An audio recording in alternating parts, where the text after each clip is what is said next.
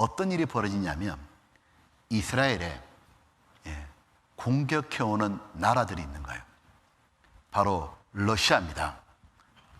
마지막 전쟁은 어떻게 터진다고 되어 있냐면 지금 러시아가 우크라이나 공격했잖아요. 이건 마지막 전쟁이 아니에요. 앞으로 러시아와 동맹군들이 있는데 이 러시아와 동맹군들이 이스라엘을 공격하는 것, 그것이 바로 앞으로 일어날 마지막 전쟁이에요. 이 전쟁을 시작으로 전 세계가 전쟁의 소용돌이 휘말려가지고 마침내 마지막 전쟁이 일어나서 핵을 사용하고 인류는 멸절한다 되어 있는 거예요. 자, 그 전쟁 시나리오 에스겔 38장입니다. 잘 보시죠. 이제 여호와의 말씀이 내게 임하여 가라사대 인자야 너는 마곡 땅에 있는 곡 로스와 메섹과 두발 왕에게로 얼굴을 향해 그를 쳐서 예언하여 이르기를. 자, 들어보시죠. 앞에. 자, 시간 없으니까 앞에 그냥 봅시다. 자, 마곡 땅에 있는 곡이죠. GOG 곡. 오늘 곡 소리 나는 거요. 근데 요 곡이 러시아예요. 근데 어느 땅에 있었죠? 마곡 땅에. 마곡이라는 곳이 소련의 옛 이름이 마곡이에요. 소련이 러시아죠. 로스와 메섹 두발 왕에게로. 자, 좀 더 볼게요. 38장 15절에 되어 있습니다. 내가 내 고토 극한 북방에서, 러시아는 극한 북쪽에 있죠. 구름이 땅에 덮인 것이 내 백성 이스라엘 치러 오리라. 고가 러시아야. 끝날에 마지막 전쟁이에요.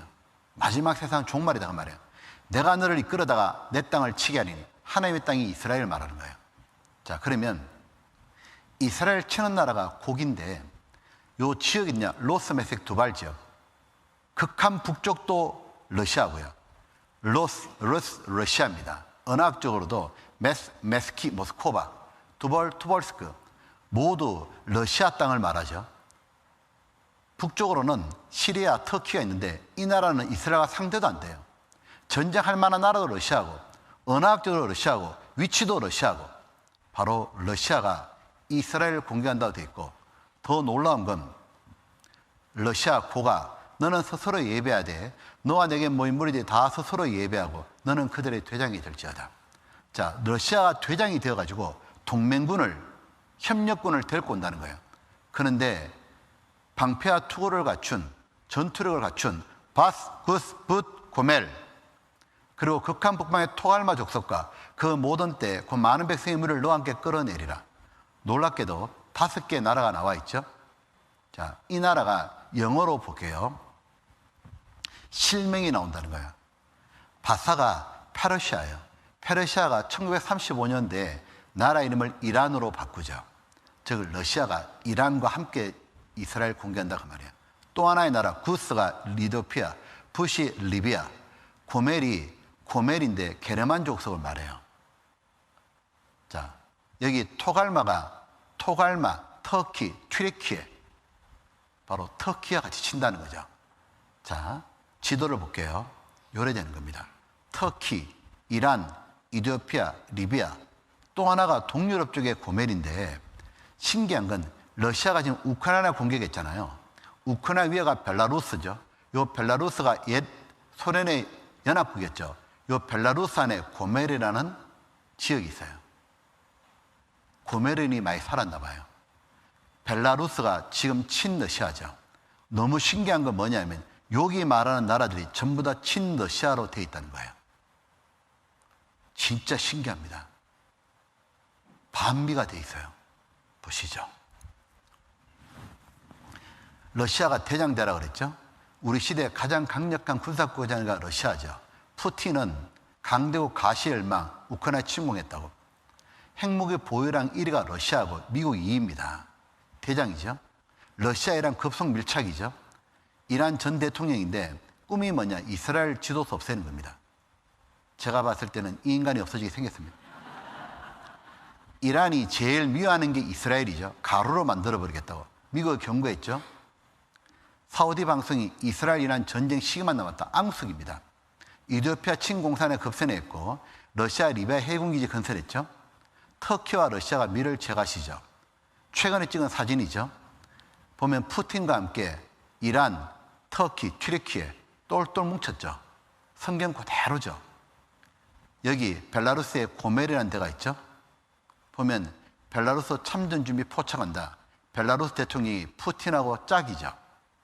이러다 국제전 가는 거 아니야 이 말입니다. 더 신기한 건 러시아 사람 유태인들 너무 싫어하는 거예요.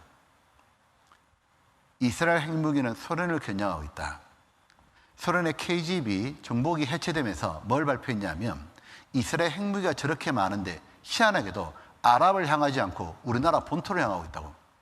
쟤네들이 왜 우리 소련에다가 핵무기를 향하고 있냐. 이유가 뭐냐. 쟤네들은 에스겔 38장을 문자 그대로 믿는다고 말이에요. 더 놀라운 거 말할까요? 러시아란 나라는 에스겔이 예언할 때 나라가 없었습니다. 1400년 뒤에 등장해요. 1400년 뒤에 러시아가 등장했고 더 놀라운 거 말씀드릴까요? 러시아는 원래 농업 국가예요. 군사 강국이 아니에요. 그러다가 또한 러시아는 하나님 믿는 러시아 정교회가 있잖아요. 그런데 러시아가 1917년 볼셰비키 공산혁명 끝나면서 공산국가로 바뀌고 그리고 군사 강국으로 싹 바뀌어버린 거죠. 그래서 1917년 전에 러시아가 농업국가고 하나님 믿는 국가였기 때문에 그때에도 에스겔 성경을 보면서 사람들이 이해를 못한 게 있습니다. 러시아가 왜 이스라엘 공격하냐. 하나님 믿는 나라고 농업국가인데. 예. 러시아 요렇게 바뀌었죠. 참 예언은 성경 말씀밖에 없습니다. 그래서 성경은 살아있는 책이라 그런 거예요. 살아있는 하나님의 말씀이기 때문에. 자, 보시죠. 에스겔 예언자는 마지막 날에 고기 이끄는 많은 군대가 북방에서 나타날 것이라고 경고했습니다. 대부분의 학자들은 이 침략군이 러시아가 이끄는 연합군이라는데 의견을 같이 하고 있습니다.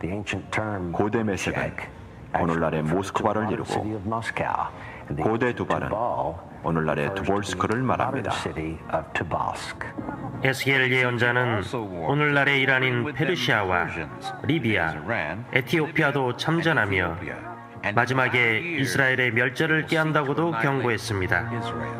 성경 속에 예언된 사건들은 계속 현실로 나타나고 있습니다. 2000년간 성경 예언은 섬뜩할 정도로 정확했습니다. 여러분, 정말 섬뜩한 예언 마지막 한 가지 해볼까요? 러시아가 이스라엘을 왜 공격할까요? 이념 문제가 아니고요. 러시아가 이스라엘을 왜 공격하는지도 에스겔 38장에 예언되어 있다는 거 아셔요? 자, 38장 12절 찾아보시죠. 왜 공격하는지. 12절에 이렇게 되어 있죠. 같이 읽어볼까요? 물건을 겁탈하며 노락하리라 하고 내 손을 들어서 황무하였다가 지금 사람이 거처하는 땅과 열국 중에 모여서 짐승과 재물을 얻고 세상 중앙에 가는 백성을 치고자 할 때 앞에 보시죠. 러시아가 이스라엘을 왜 공격하냐? 물건을 겁탈하며 노락하리라. 자, 물어볼게요. 러시아가 이스라엘을 전쟁을 하면서까지, 전쟁하면 엄청난 서로의 피해가 있잖아요. 그렇게 하면서까지도 빼들고 노락하고 겁탈하고 싶은 물건이 있을까요? 예? 여러분, 그 물건이 무엇인지 지금 확실히 알게 된 거예요. 선명하게 드러난 거예요. 러시아, 우크라이나 전쟁을 통해서. 작년에 러시아, 우크라이나 전쟁은 지금까지 계속 이어지잖아요. 이 전쟁을 통해서 러시아가 이스라엘에 전쟁을 치러서 뺏들고 싶은 게 있구나. 그게 뭔지 아는 거예요. 그게 뭔지 알아요? 석유와 천연가스였던 거예요. 자, 설명을 잘 듣기 바랍니다. 지금 계속 신문에서 보는 거니까 우리가 석유가 제일 많이 나오는 데가 중동이잖아요. 그러니까 뭐 사우디나 이란, 이라크 석유 산유국가잖아요. 석유가 중동 국가에 다 나오는데 한 나라 빼고 다 나와요. 어디였냐? 이스라엘이에요. 이스라엘은 독립하고 60년이 지나도 석유가 안 나오는 거예요. 그러니까 석유를 전적으로 수입을 해야 되는데 문제는 가까이 있는 아랍 국가는 원수니까 석유를 안 주잖아요. 저 멀리 남미에서 수입하니까 석유값이 너무 비싸죠. 그러니까 자동차 연료도 비싸고 전기세가 너무 비싼 거예요, 이스라엘이. 근데 이스라엘이 포기 안 하고 계속 석유를 찾는데 안 나와요.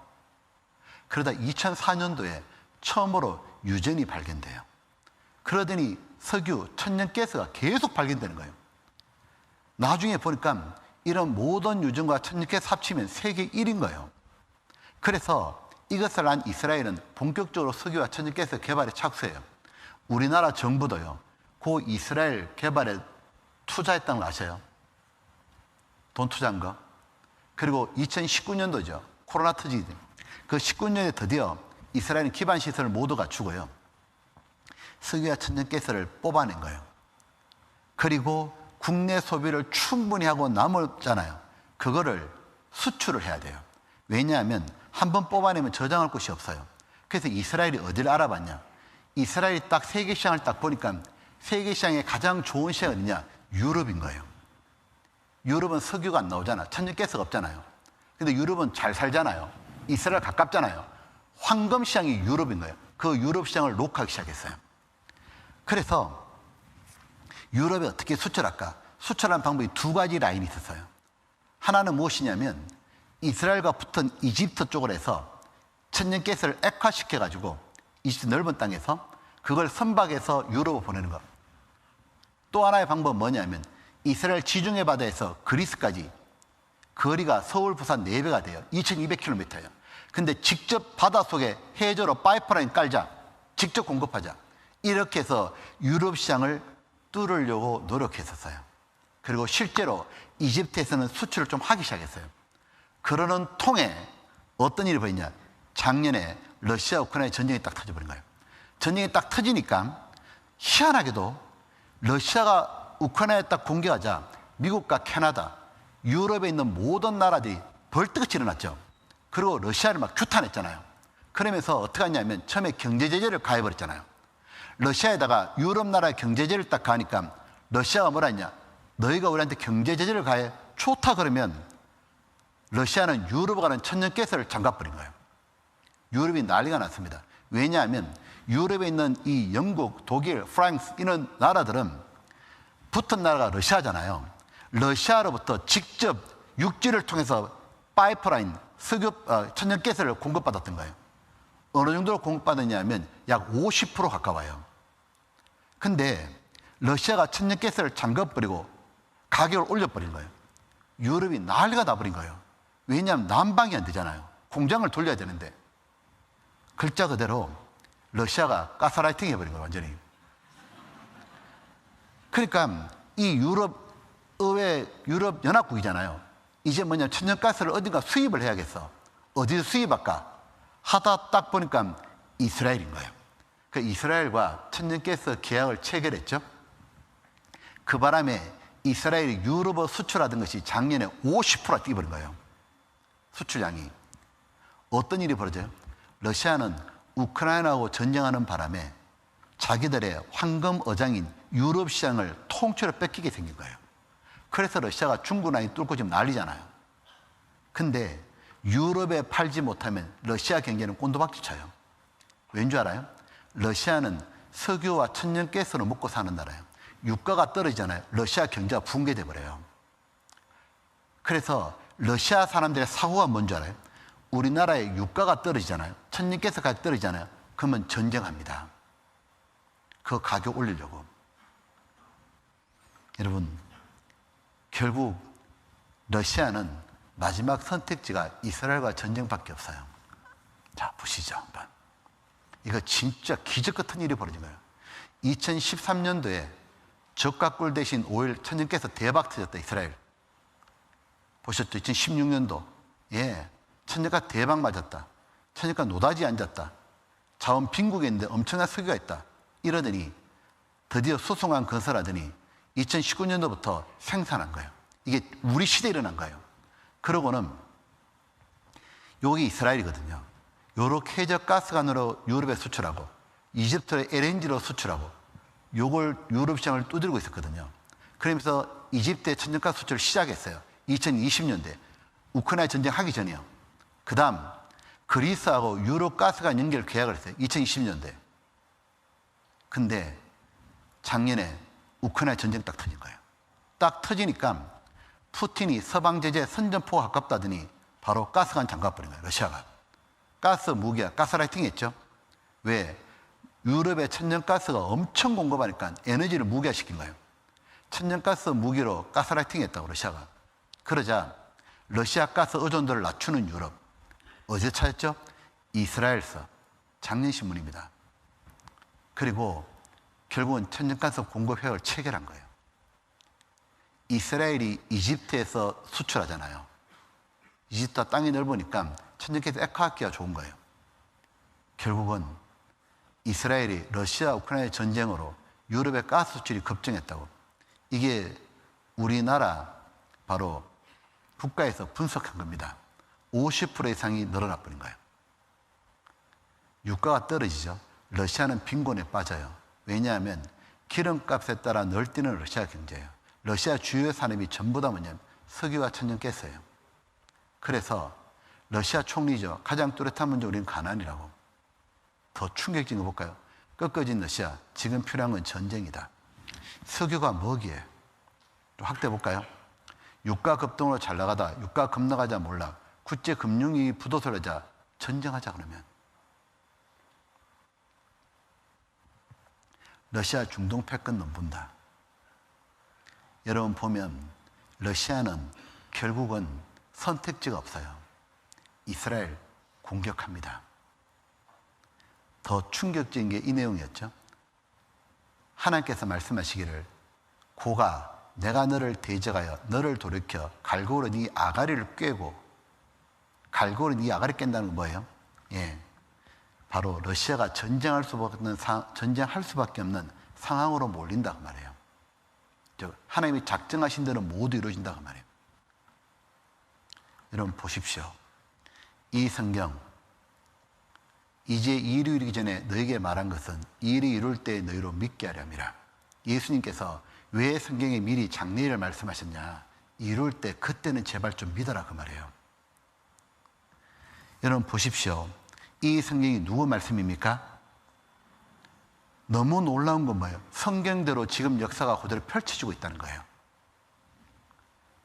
러시아가 이스라엘 공격하는 순간 미국은 절대로 이스라엘 포기 안 합니다. 미국이 이스라엘 거니까. 이스라엘 참전, 유럽 참전, 중국도 들어오고 인류는 핵전적으로 멸망하는 거예요.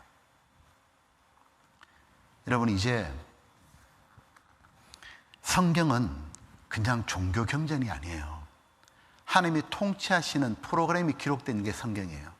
하나님이 작정하신 대로 성경대로 역사는 흘러왔고 지금 또 성경대로 되고 앞으로 성경 그대로 됩니다. 그래서 성경을 하나님 말씀이라고 하나님이 살아계신 걸 발견한다고 말해요. 살아계시기 때문에 성경 그대로 하고 계시는 거예요. 여러분 이제는 우리들이 정말 말씀을 잘 듣고 구원받아야 됩니다. 아시겠죠?